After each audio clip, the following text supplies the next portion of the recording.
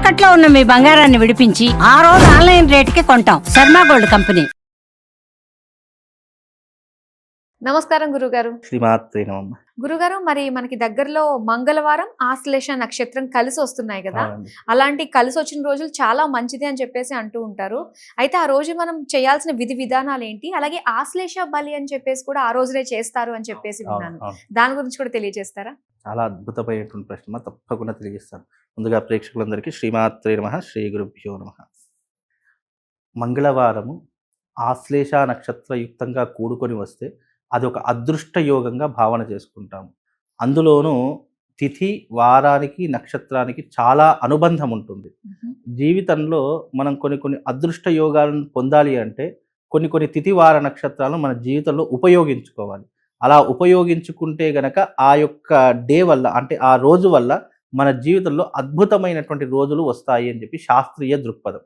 అందులోనూ ఇప్పుడు వచ్చేటటువంటి అంటే 11వ తారీఖు, మార్చి 11వ తారీఖు రోజున అద్భుతమైనటువంటి యోగం. అందులోనూ ఖగోళంలో అంటే ఆకాశంలో ఎన్నో రకాలైనటువంటి మార్పులు కూడా ఆ రోజున మీకు సంభవించడం జరుగుతుంది. ఇది మీరు రాసి పెట్టుకోండి. అందులోనూ మంగళవారము అంటే గనక ఆశ్లేష నక్షత్రంతో కూడుకొని వస్తుంది కాబట్టి సుబ్రహ్మణ్య స్వామికి చాలా ప్రీతికరమైనటువంటి రోజు. సుబ్రహ్మణ్య స్వామికి మంగళవారం ప్రత్యేకమైనటువంటి అర్చనలు చేస్తాము. అందులోనూ ఆశ్లేష నక్షత్రంతో కూడుకొని వచ్చింది. సుబ్రహ్మణ్య స్వామికి పూజించాలి అంటే ముఖ్యంగా ఎవరు పూజిస్తారంటే సర్పదోషం ఉన్నటువంటి వాళ్ళు, కుజదోషం ఉన్నటువంటి వాళ్ళు, జాతకంలో గ్రహస్థితి బాగా లేనటువంటి వాడు మంగళవారం రోజున పూజించాలని శాస్త్రం. అందులో కుజగ్రహం బాగా లేకపోయినా మంగళవారానికి అధిపతి కుజుడు కాబట్టి ఎస్పెషల్ మంగళవారం కూడా పూజిస్తాము. అందులో సుబ్రహ్మణ్య స్వామిని ఎక్కువగా మనం సర్పాకారంలో, అంటే నాగదేవతలందరికీ అధిష్టాన దేవత ఎవరు అంటే సుబ్రహ్మణ్య స్వామి. ఆ సుబ్రహ్మణ్య స్వామిని పూజించడం వల్ల సకల అరిష్టాలు దూరమైపోతాయి అని చెప్పి జ్యోతిష్యంలో ఒక మాట ఉంది. అందులోను మంగళవారం విత్ ఆశ్లేష నక్షత్రంతో కూడుకొని వచ్చింది. ఆశ్లేష నక్షత్రానికి అధిపతి ఎవరు అంటే నాగదేవుడు. కాబట్టి ఆ యొక్క జాతకంలో చాలా మందికి తెలియనటువంటి విషయం ఏంటంటే కర్కాటక రాశి ఆశ్లేష నక్షత్రంలో జన్మించినటువంటి జాతకులు తప్పకుండా ఆశ్లేష బలి ప్రధానాన్ని చేసుకోవాలి. ఆ ఆశ్లేష బలి ప్రధానాన్ని చేసుకుంటే జీవితంలో ఉన్నటువంటి ఒడిదుడుకులు, జీవితంలో ఉన్నటువంటి ఇబ్బందులు అన్నీ కూడా తొలగిపోతాయి అని తెలియదు ఎవ్వరికీ కూడా. ఎందుకు అంటే అన్ని నక్షత్రాల్లో కూడా ఇది కూడా ఒక నక్షత్రమే కదా, అందరికీ ఎలాగైతే ఉంటుందో అలాగే జీవితం నడుస్తుంది అని చెప్పి కొంతమంది చేయకుండానే దానికి వాయిదా వేసుకుంటారు. కానీ ఎవరికీ తెలియనటువంటి ఆ విషయం ఏంటంటే మనకు నక్షత్ర చింతామణిలో ఆశ్లేష నక్షత్రంలో పుట్టిన జాతకులకు ఆశ్లేష బలి ప్రధానాన్ని చేయించుకోవాలి అని చెప్పి క్లుప్తంగా చెప్పడం జరిగింది. ఇది ఎక్కువగా ఎక్కడ జరుగుతుంది? కుక్కీ సుబ్రహ్మణ్య స్వామి దగ్గర ఈ యొక్క ఆశ్లేష బలి పూజలు ఎక్కువగా జరుగుతాయి. కానీ దాని చాలా మంది తెలియనటువంటి విషయం ఏంటంటే కుక్కీలో చేసేటటువంటి సామూహికమైనటువంటి పద్ధతి ఒకలా ఉంటుంది. అక్కడ ఆ యొక్క ఆచారాన్ని బట్టి వాళ్ళు చేస్తారు. కానీ ఆశ్లేష బలి అనేటటువంటిది ఆశ్లేష మండపం ఒకటి ఉంటుంది, సర్ప మండపము అని చెప్పి. ఆ సర్ప మండపం వేసి దాంట్లో 78 గడులు ఉంటాయి. ఆ 78 గడులు వేసి దానికి మనము ఈ యొక్క అన్నంతో చేసినట్టు బలి అన్నం అంటాము. ఆ బలి అన్నంతో చేసినటువంటి బలి ప్రధానాన్ని ఒక్కొక్క సర్పదేవుడి యొక్క పేరు చెప్పుకుంటూ అందులో పెట్టవలసినటువంటి పద్ధతులు కొన్ని ఉంటాయి. అవి ఎస్పెషల్లీ చేసుకోవాలి అంటే మంగళవారం రోజున లేదా ఆశ్లేష నక్షత్రం రోజున చేసుకోవాలి. ఈ రెండు కలిసి వచ్చిన ముహూర్తము అద్భుతమైనటువంటి యోగము. కాబట్టి ఈ నెల 11వ తారీఖు రోజున మంగళవారము ప్లస్ ఆశ్లేష నక్షత్రము ప్లస్ తిథి ద్వాదశి తిథి చాలా అద్భుతమైనటువంటి యోగం.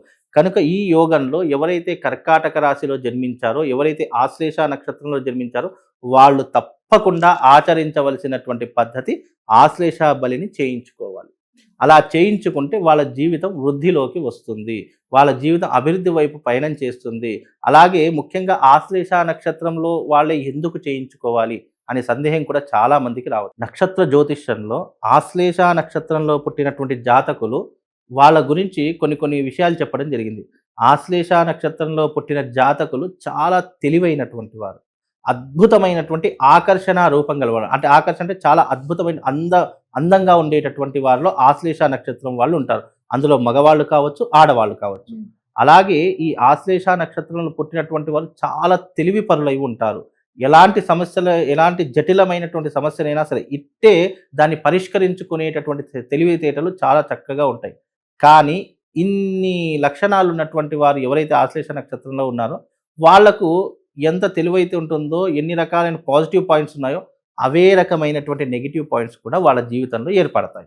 అవి ఏంటి? ముఖ్యంగా ఆశ్లేష నక్షత్రంలో పుట్టినటువంటి జాతకులకు మొట్టమొదటిగా వైవాహిక జీవితంలో ఇబ్బందులు రావడం జరుగుతుంది. భార్యా వియోగం కానీ, భర్త వియోగం కానీ జరుగుతూ ఉంటుంది. లేదా మొదటి వివాహం విడాకులు అయిపోయేటటువంటి పరిస్థితులు ఏర్పడుతూ ఉంటాయి. రెండవది ఏంటి? ఆర్థిక పరమైనటువంటి సమస్యలు. మనం ఉద్యోగం చేస్తున్నా, లేదా వ్యాపారం చేస్తున్నా, ఇంకా లేదా ఏదైనా కాంట్రాక్ట్ చేస్తున్నా, ఆ విషయాలలో ఎప్పుడు కూడా ఇబ్బందులు, చికాకులు, డబ్బులు ఆగిపోవడము, ధన నష్టం రావడము, సంపాదించిందంతా ఎక్కడికక్కడ బ్యాలెన్సింగ్ కావడం, ఇలాంటివి ఎక్కువగా జరుగుతూ ఉంటాయి. ఆర్థిక పరమైన ఇబ్బందులు, ముఖ్యంగా సంతానపరమైనటువంటి ఇబ్బందులు. ఎవరైతే కర్కాటక రాశిలో ఆశ్లేష నక్షత్రంలో జన్మిస్తారో వాళ్ళకి సంతానం ఆలస్యం కావడం కానీ, లేదా మొదటి కాన్పు మిస్క్యారీ కావడం కానీ, ఇలాంటివి ఎక్కువగా జరుగుతూ ఉంటాయి. అలాగే వివాహం ఆలస్యం కావడం కానీ, లేదా వివాహం అయిన తర్వాత అనేక ఇబ్బందులు రావడం కానీ, ఇలాంటివి ఎక్కువగా జరుగుతూ ఉంటాయి. అలాగే ఆరోగ్య సమస్యలు, ముఖ్యంగా హెల్త్ ప్రాబ్లమ్స్ అనేటటువంటివి ఈ జాతకులకు తప్పకుండా ఉండి తీరుతాయి. ఈ సమస్యలతో జీవితాంతం పోరాడుతూనే ఉంటారు.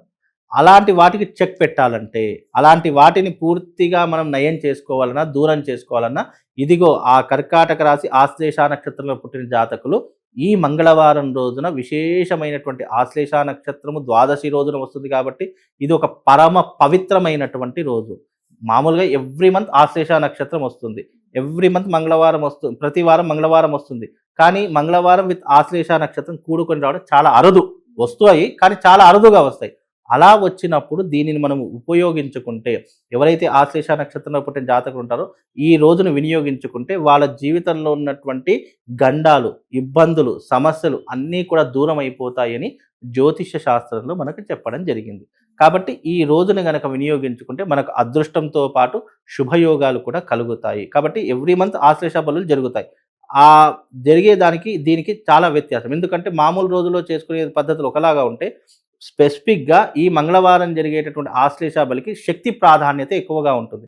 శక్తి ప్రాధాన్యత ఎక్కువగా ఉన్నప్పుడు ఏమవుతుంది? దాంట్లో నుంచి పాజిటివ్ ఎనర్జీ ఎక్కువగా గెయిన్ అయిపోతుంది. అలా అయినప్పుడు ఎవరైతే ఆ యొక్క రెమెడీని, అంటే ఆ పరిష్కారాన్ని ఎవరైతే చేసుకుంటారో తప్పకుండా వాళ్ళ సమస్యలు క్లియర్ అయిపోయి వాళ్ళకు అదృష్టమైనటువంటి యోగము ఆ యొక్క పూజ ద్వారా ఫలితాన్ని అందబుచ్చుకునేటటువంటి రోజే ఈ మంగళవారం ఆశ్లేష నక్షత్రం. ఇది చాలా అరుదైనటువంటి రోజు. అందులోనూ షష్టగ్రహ కూటమి ఏర్పడుతున్నటువంటి మాసము కూడా ఈ యొక్క పాల్గొన మాసమే. కనుక ఈ మాసంలోనే చేసుకున్నటువంటి ఈ యొక్క బలి ప్రదానానికి చాలా పవర్ ఉంటుంది. ఎందుకంటే ఈ షష్టగ్రహ కూటమి ఏర్పడడం వల్ల ముఖ్యంగా మీనరాశి వారికి, కర్కాటక రాశి వారికి, సింహరాశి వారికి, తులారాశి వారికి, మకర కుంభరాశుల వారికి కూడా కొన్ని ఎఫెక్ట్స్ పడుతూ ఉంటాయి. కాబట్టి అలాంటి జాతకులు కూడా తప్పకుండా ఈ రోజున వచ్చి ఈ యొక్క పూజా విధానాన్ని కనుక చేసుకుంటే వాళ్ళకు శుభము లాభంతో పాటు అదృష్ట యోగం కూడా కలుగుతుంది. అందుకే దీనికి ఇంత ప్రాధాన్యత, దీనికి ఇన్ని రకాలైనటువంటి విధి విధానాలు మన జ్యోతిష శాస్త్రంలో చెప్పడం జరిగింది. కాబట్టి ఎవరైనా కర్కాటక రాశిలో ఆశ్లేష నక్షత్రంలో జన్మించిన వారు ఉంటే తప్పకుండా ఈ 11వ తారీఖు రోజున రండి, ఆశ్లేష బలి పూజను చేయించుకోండి. ఆశ్లేష బలి గురించి చాలా డీటెయిల్ గా మాకు తెలియజేసినందుకు ధన్యవాదాలు. శ్రీమాత్రే.